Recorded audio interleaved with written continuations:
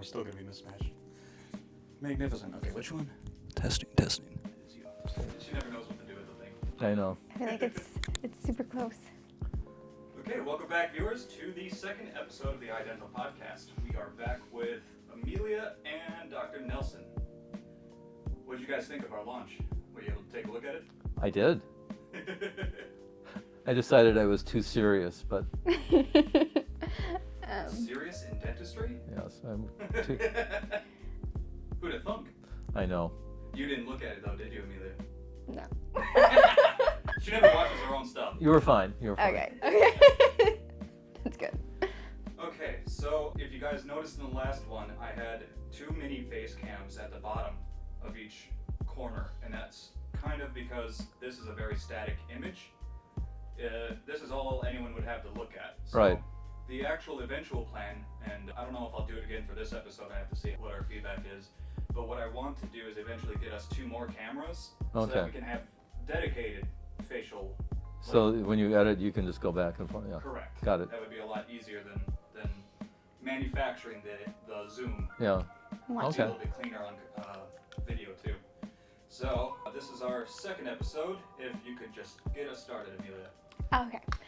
Welcome back, everyone. Today we are going to be going over why preventative. Sorry. Today we are going to be going over why preventative care is the real MVP. Welcome back. I think you'll find it interesting, and hopefully get you some new insights on why we should see you. Perfect. So I haven't accessed the questions at all yet, so we're still basing these off of frequently asked questions. We have a couple of user submissions, but those are going to carry into next month. Okay. If you could get us started on our question segment, Emilia. Oh, okay. The first question is, why do cleanings matter if I brush every day? That's a good question, and I'll have you give you an answer for that. How often do you hear a husband and wife say, well, I brush every day and I floss every day just like my wife does, and she's really healthy and I have gum disease. Why is that? There's a couple things that are going on. There's the susceptibility that he may have as far as total health, as far as he might be pre-diabetic. There might be other health conditions that make it more difficult. The other thing is if he has periodontal pockets, the bacteria are actually living in his mouth that he has to get rid of. And there's only so much you can do with brushing and flossing. Part of the weird conception is when we say pockets, and so, oh yeah, I got a pocket in my shirt and a pocket. Think about if there is some lint or dirt or anything in your pocket, and you start wiping your coat off. You can wipe off the outside, but what's down inside that pocket stays there. And the bacteria will stay there. You can brush and floss all you want, and you will not get it out of that pocket. So when you come in, that's what the hygienist will be doing, is they will be probing and marking those down so you know where they are. And we have some new software now that they can actually show it to you. And they can clean those, and we can track it and watch the pockets become less, or in worst case, it becomes more and requires a deeper surgical intervention. Perfect. Thank you. Okay. Next question is, what is the difference between a cleaning and a deep cleaning? Okay. The deep cleaning frequently is called scaling and root planing. And what that is anytime that we mentioned the pocket, anytime the pocket is below 4 millimeters, so got to take out your metric ruler, anything beyond 4 millimeters, you can't really clean in a conventional way. As it gets deeper, they usually do what's called scaling and root planing, or quotation marks, a deep cleaning. With that, there's two factors involved. One is they're cleaning off the root surface, but they have learned that the bacteria also lives in the tissue. So they're basically trying to get the root clean and scrape along the tissue to get that to become healthy and so it can reattach. So that's what a deep cleaning is. bigger thing, it usually requires local anesthetic, whereas your conventional cleaning doesn't. But that's not to be confused.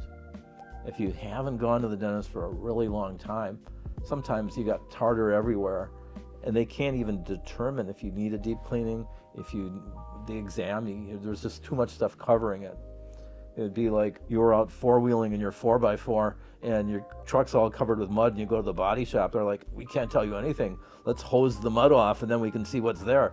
That's basically what they're doing with what we call a gross debridement. They're getting the big stuff off so that they can kind of proceed. So, I saw a clip about that where someone did bring in a truck where it's just caked under there, and he was like, I didn't think I'd have to excavate to find out what's going on with this thing.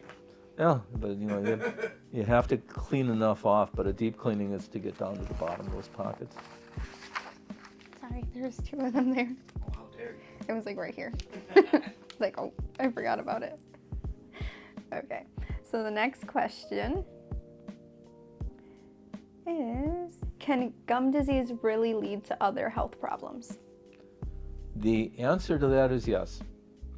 Many, many years ago, they actually figured out that gum disease increased your level of C-reactive protein. What that is, it's a marker of inflammation. And what it does is that if you think of a blood vessel as being round and smooth, it's not smooth anymore when it's inflamed. And that's when plaque can build up on it. And they actually find that gum disease will hurt your arteries and cause heart disease more so than eating cheeseburgers. It's not the cholesterol, it's the inflammation that's causing the plaque deposition. And I ask people who own dogs, or probably cats too, but especially dogs, if the vet will tell you that if your dog's teeth are bad and their gums are bad and they have infections, that they need to take care of that will affect your dog's heart. Well, we don't see that crossover between medicine and dentistry because we rarely talk to each other, whereas the veterinarian has to keep it all and do it all. So he looks at the whole dog, not just the dog's heart, not just the dog's teeth, but together, and he'll go and they'll tell you, if you love your dog, you should get your dog's teeth taken care of. And I tell people that they should love themselves and they should take care of their teeth for their own health. Well said. I agree.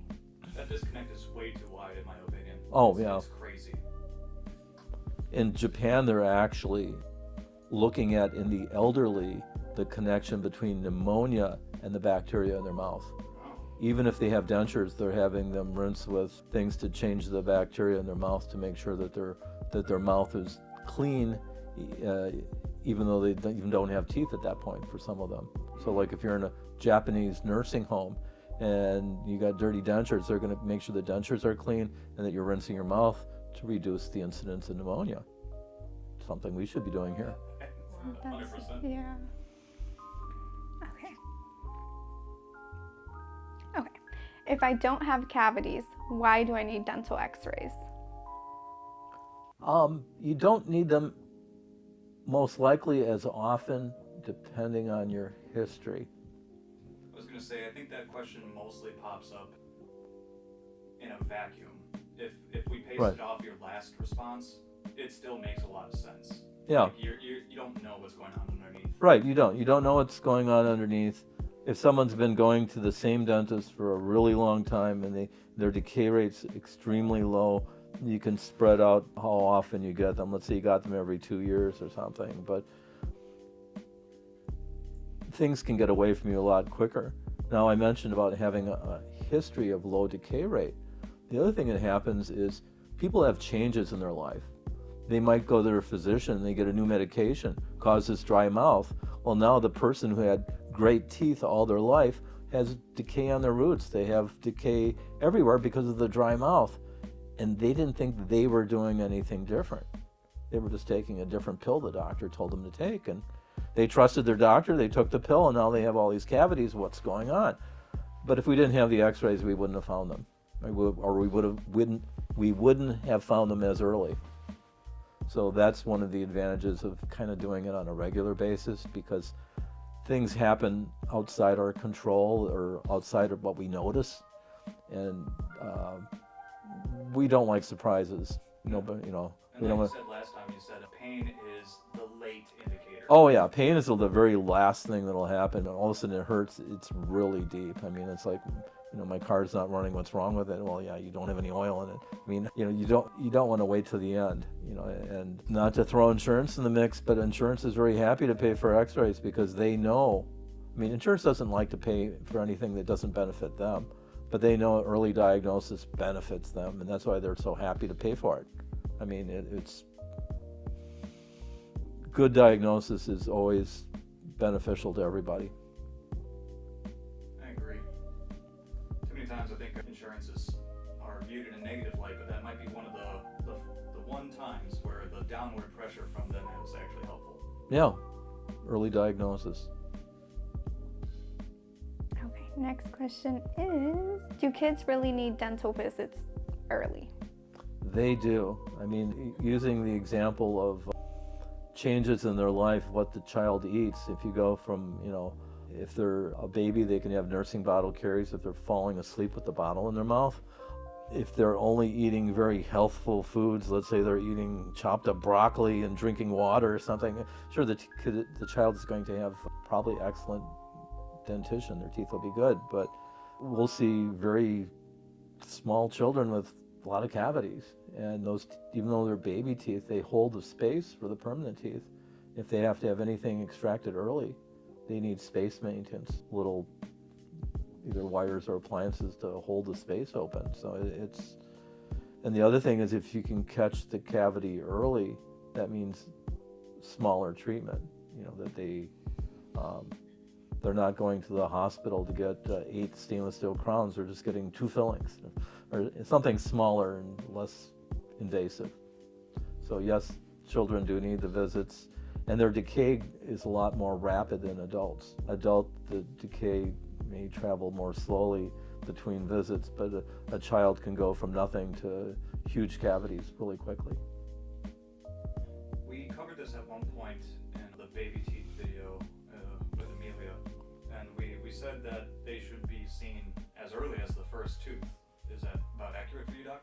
Maybe a little bit later than the first ones, but it's good to get them in just to check the eruption sequence, maybe talk to the parents about nursing bottle caries and telling them what to avoid. I mean, how often did you see babies with Kool-Aid in their baby bottle? And if the mother knew that what it was going to do to the child's teeth, they wouldn't have done that. Or fruit juice. I think juice is healthy, or because oranges are healthy. Well, fruit juice isn't healthy. It's mainly sugar and acid. But a lot of people don't know that. So if they come in, they can have that conversation, either with the hygienist or with the dentist or with someone in the office. What does your baby eat? What does your baby drink? Do they have in their bottle? Do they have just water in their bottle?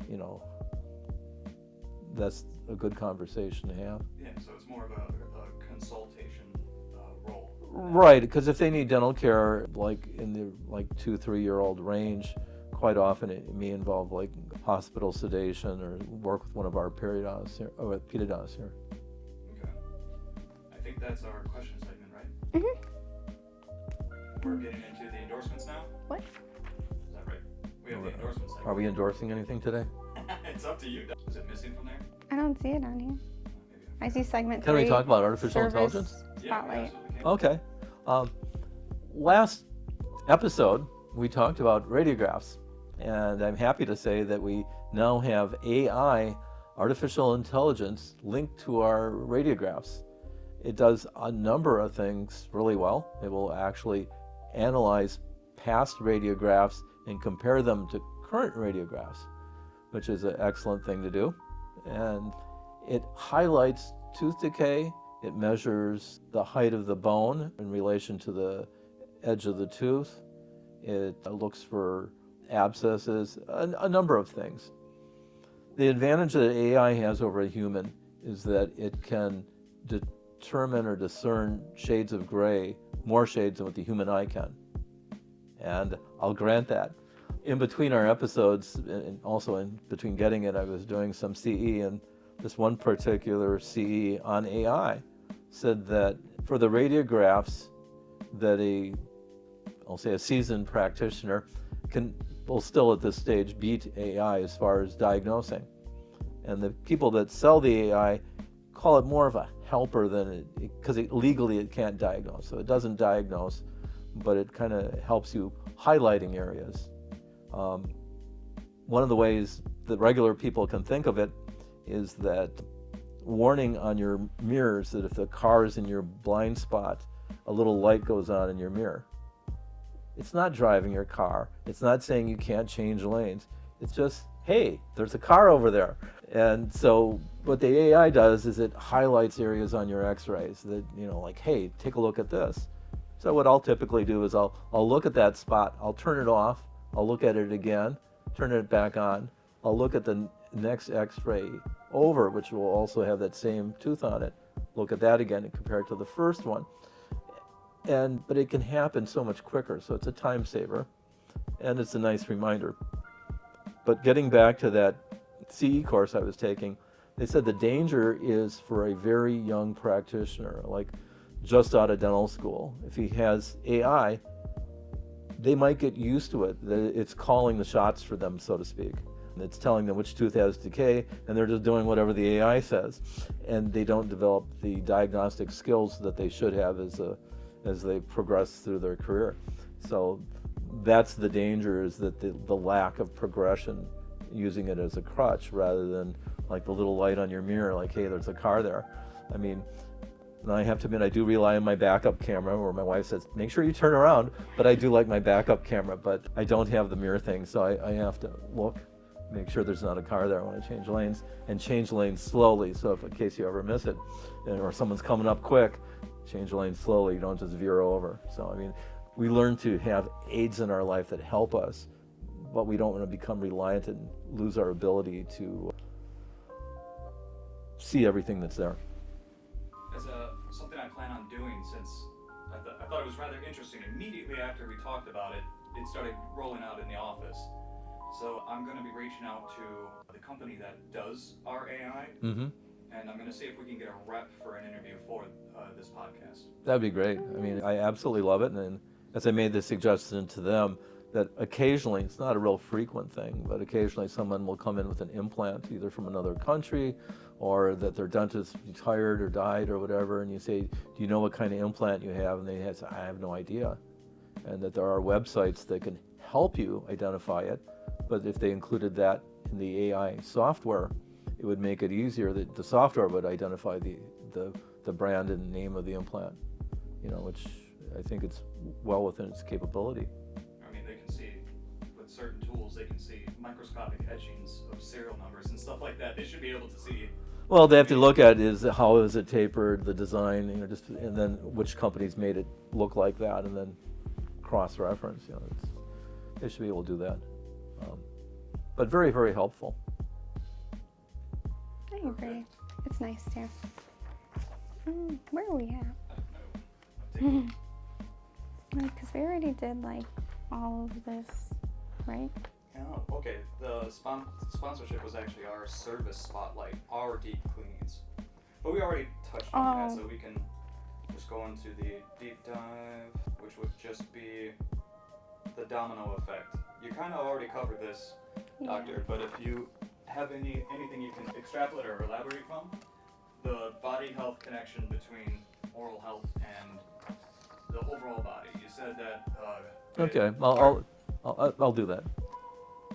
As we mentioned, that there's connections with the elderly with pneumonia and oral bacteria, and there's also with the heart disease. But one thing to always remember, the mouth is a mirror of the body. They used to always, when they would examine a horse, a lot of us don't have a lot to do with horses, but we watched old westerns, and they would go up, and if they were going to buy a horse, they would lift up the horse's lips, and they look at the teeth and the gums of the horse. Never look a gift horse in the mouth. Right, never lift. Right, because that's a reflection of the overall health of the horse, would be reflected in their mouth, and it's true for all of us. So you need to look at your immune response. Are you diabetic? Are you pre-diabetic? What other health issues do you have? Are you once you get that in order, it'll be easier to turn around what's going on with in your mouth with the rest of your body, coordinating the two, if you will. There's a famous psychologist, Dr. Jordan Peterson, who said that he went on a carnivore diet and he actually cured his gum disease with that. Now, my guess is that the problem was that when he went in more of a ketosis stage where he wasn't relying on glucose and fructose so much for his energy source, that his cells reacted a lot better. So a lot of it is how we eat and what nutrients we have. So it's you have to look at what you're putting in. Someone once said, if someone gave you some money and you decided, well, I'm going to invest my money in a racehorse. We're going to go to the Kentucky Derby. I'm going to race my horse. I'm going to make more money. So I have this thoroughbred racehorse. We just spent $3 million on him. You're not going to go up to McDonald's, order 20 cheeseburgers, and feed it to the racehorse. You're not, because it's not good for them. You want what's good and healthy for your horse, because that horse is competing. You have your, whether it be your football players, your Olympic athletes, they're watching what they're eating, but the rest of it's like, I'm not competing in the Olympics, I don't care. But it goes way beyond that. It affects how we age and how we progress through life. Yeah, I forget what study it was, but there's certain gut bacteria that are indicators of early onset Alzheimer's. Yeah. And well, as you mentioned, gut bacteria. Your gut bacteria weighs 3.5 pounds. It's the same as your brain. And they actually secrete the hormones that tell us that we're not hungry anymore. And when they discovered that, they copied that for the drug Ozempic. So so they copied the hormone and put it in a drug so people wouldn't eat as much. Well, if you can feed your gut bacteria what's good for it and keep it happy, so it's not secret, that it's telling you that it's full, you're not going to be as hungry. So, and how do you know that? That's for another subject. There are certain things that contain more fiber, so that are non-digestible fibers. So you're not digesting it, so when it gets to your gut bacteria, it's not digested, and it can make them happy. It sounds funny to say, but that will allow them to secrete the things to tell you that you're not hungry anymore. And so things that raise our blood glucose, and a lot of things are hidden. They hide stuff from us. There's a thing called maltodextrin. It's a thickener, and it's made of carbohydrates. So they say it's not a sugar, but it'll raise your blood sugar levels quicker than sucrose. You could have table sugar and you can have maltodextrin. The maltodextrin will raise your blood sugar faster than that bowl of sugar will. Isn't that what they give diabetics that have a crash, a little maltodextrin shot? That could be, but the idea is to find all those hidden things and avoid them. Just once we get healthy, it's easier to keep everything healthy. And just because we gain weight, it doesn't mean we're not malnutrition. We don't have malnutrition. How we absorb things, we absorb protein not as well as we age. So us older people actually need more protein. Not that we're in the gym building muscle, but we're not absorbing it as well. I just watched a thing this morning on cheese, that cheese has certain amino acids that our body needs to build muscle. And it was cottage cheese and Parmesan, and I forgot the third one, but it was big news for Wisconsin. Yeah, but they said have some cheese about a half hour to an hour before you go to bed, and it'll help raise your melatonin levels, help you sleep better, and actually build muscles. I've got to tell me twice. Yeah, I was like, I already eat cheese on the daily, religiously. It's good for you. They used to tell us avoid cheese, avoid butter, avoid eggs, all this stuff. No, it's not. Those are things that are good. That's the other pendulum swing, though, right? Because the food pyramid of the 90s was grossly misarranged.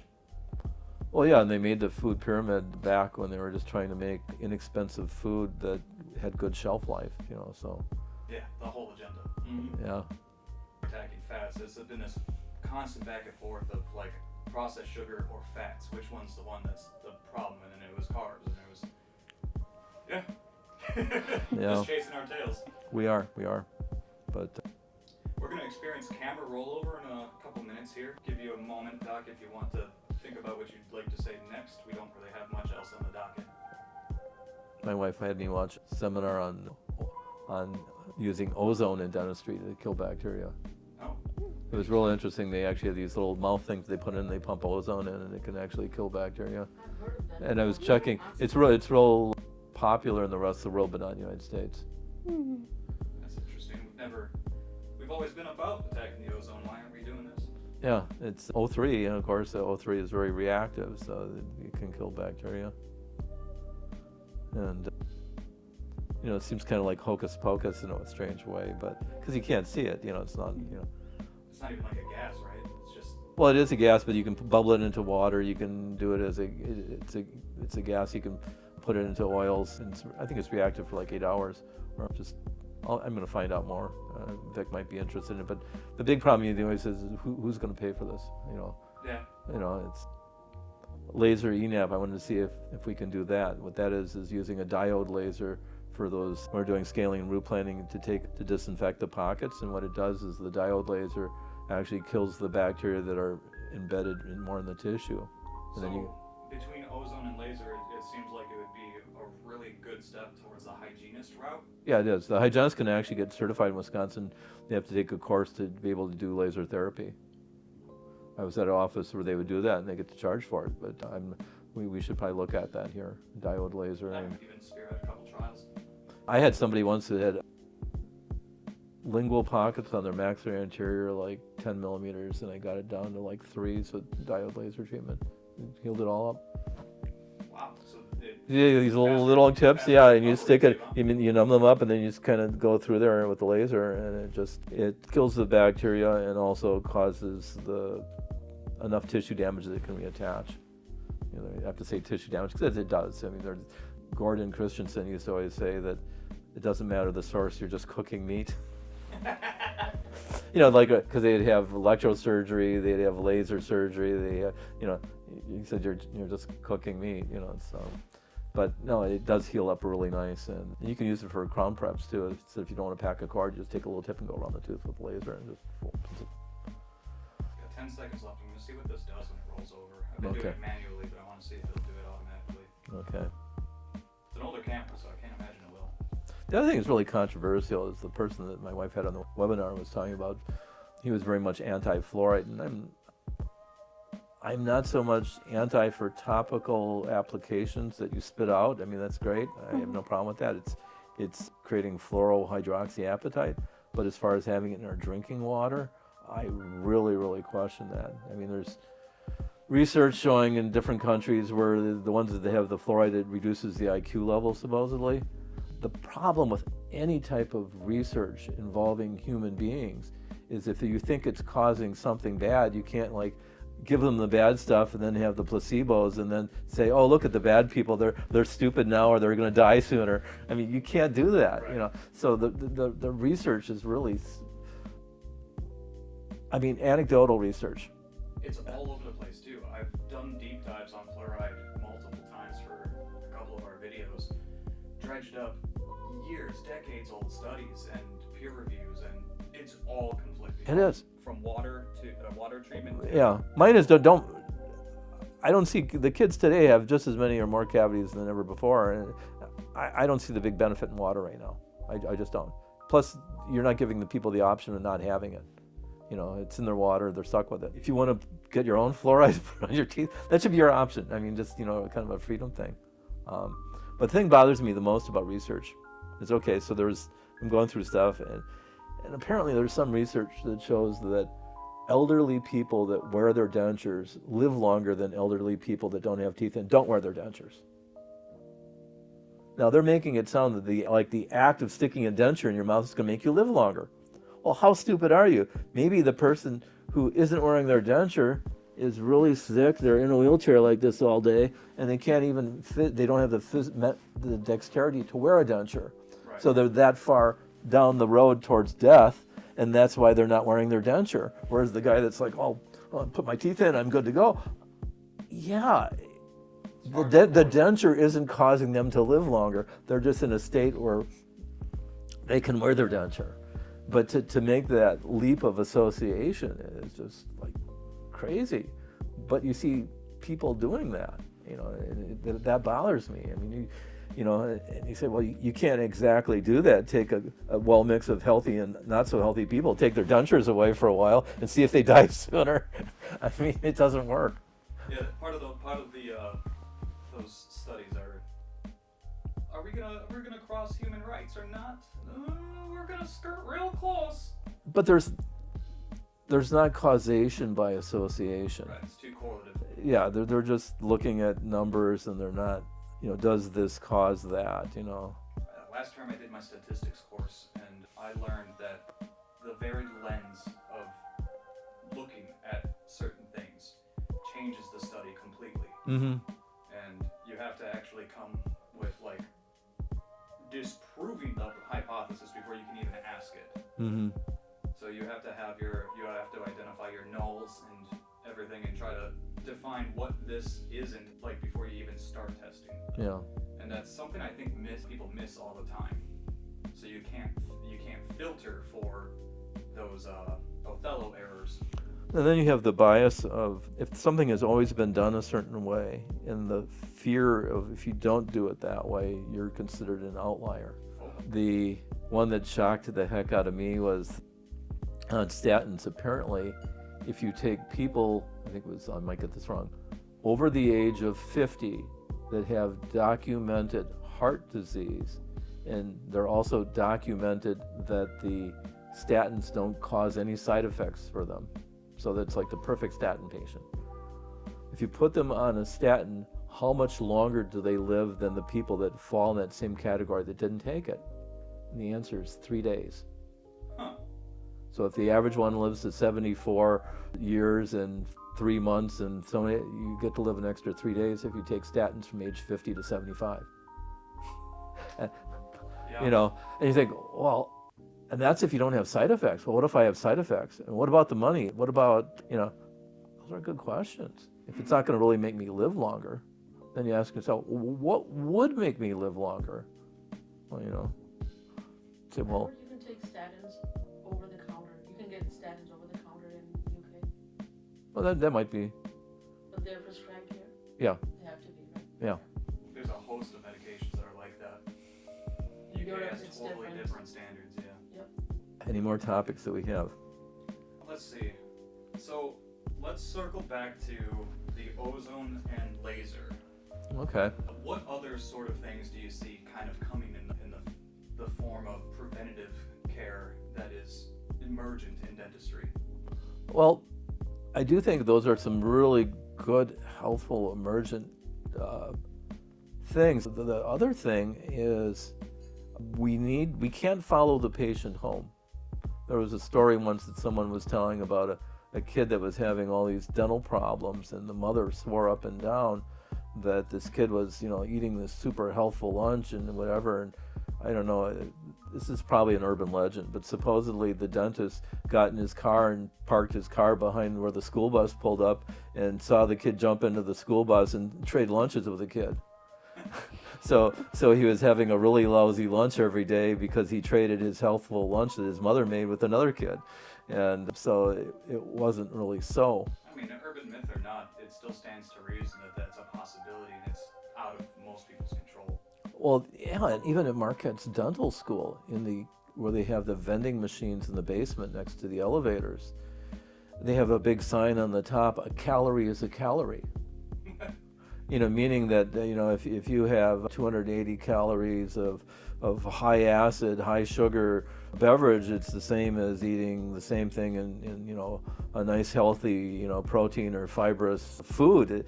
It's crazy. When they determine a calorie, they burn the food in a calorimeter to see how much energy it has. It doesn't take into account how much energy does it take for your body to take this food and to break it down. I was going to say, where are they getting the fuel from for that torch? Right, and so a calorie isn't a calorie.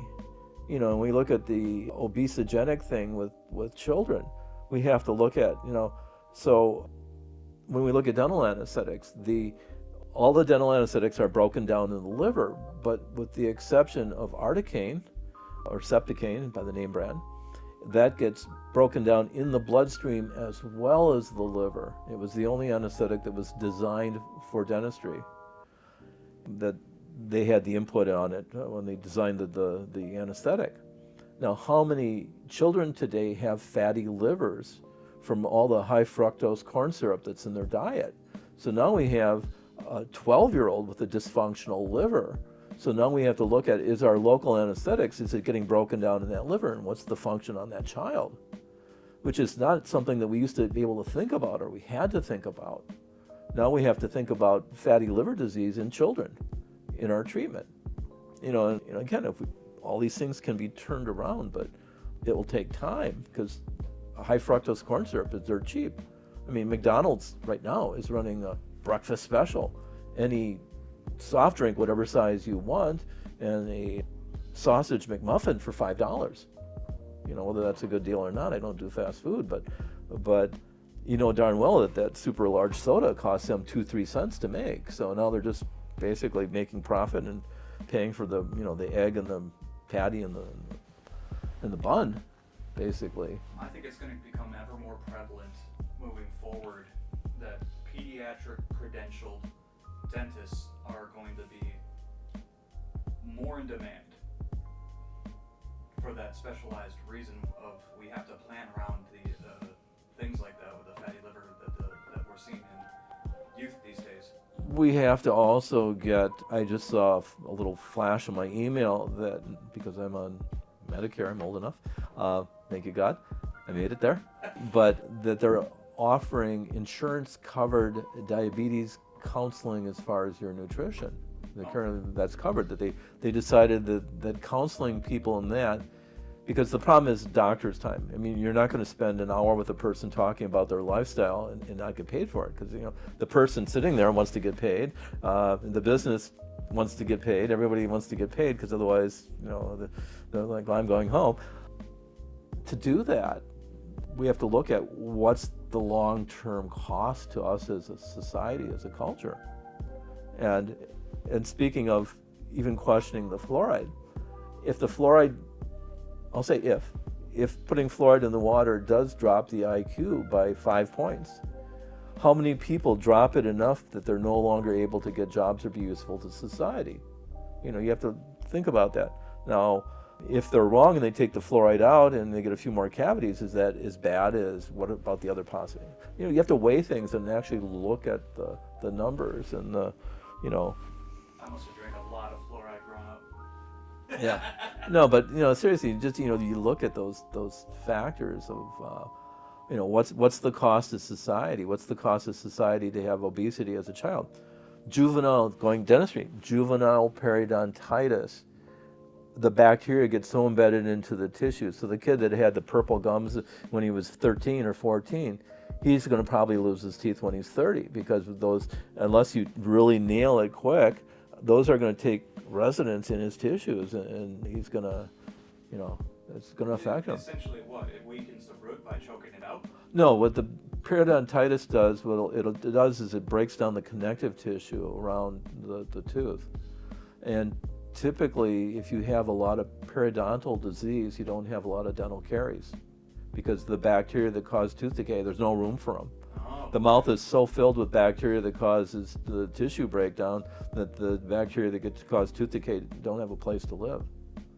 And also the other way, if someone comes in, they got cavities everywhere, their gums are usually really healthy, because they have a preponderance of bacteria.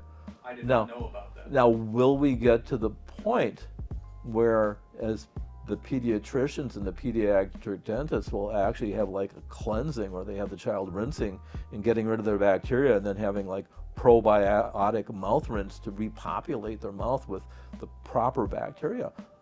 For sure, that's the direction we should be going. So what would you say? We should sort of evolve cleanings to the ozone and laser and then follow up with that? That would be great, but we need to repopulate it with the proper bacteria. I mean, look at the trend in probiotics. You're taking an antibiotic, you're taking amoxicillin. Typically the doctor will say, make sure you take a probiotic. Right. And of course, the probiotic joke is, if probiotic works, you'd only have to take them once. You take them, they grow, okay. Right. Keep multiplying, we're good to go. You shouldn't have to, like, every meal for the next, infinity be taking probiotics. But you typically see the child will get that bacteria when the parent licks the pacifier, licks off the spoon, kisses the baby, they're getting inoculated. So if mom has gum disease, baby gets gum disease when baby gets bigger. Dad has cavities everywhere, baby gets cavities everywhere. They're inoculating their child with those bacteria. So It's my mom's fault, I got. yeah, it's your one chance where you could blame your parents, or more correctly, blame your parents' bacteria. But those are things. Should we have dental probiotics? And the answer is yes, we should. But Any products like that out there? not that I know of. I mean, I didn't search for it, but it again, when will it become popular? You know, when will it make economic sense for a company that makes probiotics? Now, is the probiotics in, let's say, Greek yogurt or Bulgarian yogurt, are those the good guys that should be living in your mouth? And do they survive the saliva and the pHs and that? I don't know. It's possible that the discussion just hasn't reached the right tables yet. Yeah, that's very much true. I mean, if you have stomach cramps and constipation, you start thinking about your gut bacteria. If you have diarrhea, you think about your gut bacteria. Not thinking about your mouth at that moment. No. If you think about cavities and gum disease, we always tell, you're not brushing well enough. But using the example I did before about a husband and wife, they could both be doing it correctly, and one person having great results in one person. So we can't blame it all on home care, but we can blame it on the rest of our biology, that we have to get that in order, which is sometimes a little bit harder search. All right, well, I'll reach out to a couple probiotic companies and see what they think. Yeah, that would be a good, interesting path to go on. And then of course, when we're doing a probiotic, if they have blatant perio or blatant lots of dental caries, does that probiotic even have a place to live? You know, how do we get rid of them, and how long do we get rid of them before we repopulate That's it? why I was thinking it would be a really good follow-up after the ozone and laser. Let's say you did an ozone treatment and then follow it with a probiotic. Exactly. You know, blood sugar things. If you got a person on like a keto diet, how does it affect their gum disease? I would think it would make a big difference. They always tell you that diabetics heal slower. I mean, if you're diabetic, your circulation is poor, you might end up having a foot amputated because your circulation is so poor. Well, it affects your whole body. Why wouldn't it affect your mouth? Of course it would, you know. We're at the 10-minute mark. The last 5 is going to be our breakdown and send-off, so whatever you've got left to say, Doc. Should we, well, I think it's like the thing that's it's 1 o'clock, time to go back to work. Time for lunch. Okay. That was our maintenance guy. Yeah. Is it still rolling? It is still. Okay. In closing, I'm really excited that we added artificial intelligence to our radiographs. I'm excited about if you notice when you come in that we're automating the health histories and the also signing in. Yeah, we've got those kiosks installed. It's a progression. When you go to the hospital and they have the MyChart system, or they have the things where it's automated, it's the direction that things are going in, and we're leading in that direction. So I'm very excited about that. I'm happy to hear the advancements in preventative care too. I didn't know anything about the ozone and laser treatments for cleaning alternatives. Yes, you would still need to clean the tartar off the teeth, but the whole idea of the ozone is the killing bacteria. And again, we're going to be doing some research into that. And like I said, it's used in other countries, and we need to look at those things here. And then the laser therapy has been around for probably about 15 years or so. So that's something we can look at. It just hasn't caught on. Some offices do it a lot. It's just a matter of checking with your hygienist and getting the units. Shows how often I went to the dentist in the last 10 years. But, I mean, a lot of people would scoff at it, like, oh, that's just hocus pocus. But no, it actually has codes for it, actually gets paid for it, and actually has a proven track record. So, I mean, it's not...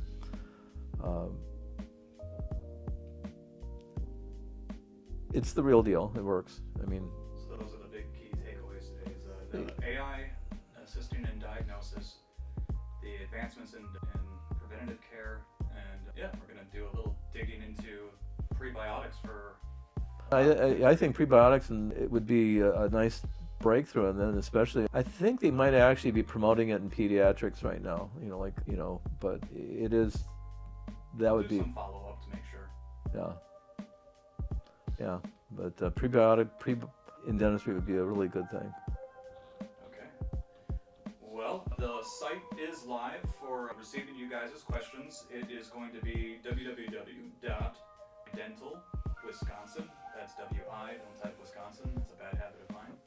iDental.com/iDental-podcast. And then you'll be able to submit your questions right into that box, and we will get to it in our next upcoming episodes. Got anything for us, Emilia? Make sure to, do they subscribe to this podcast? Yeah, it's on YouTube, it's on Apple, it's on Spotify. Oh, okay.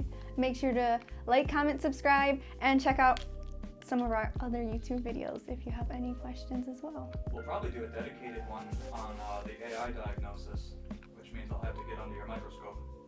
Yeah, it'd be nice to have a screen here, show the little highlights. Yeah. Exactly. It's pretty cool. Yeah, it is cool. Yeah. Okay. I've seen some of it. Well, everyone, thanks for joining us, and thank you for your time, Dr. Nelson. Thank you. Thank you. And we will see you guys in the next one. Yep. Gotta roll. Yep. Great information. What? Oh, good. Very good questions.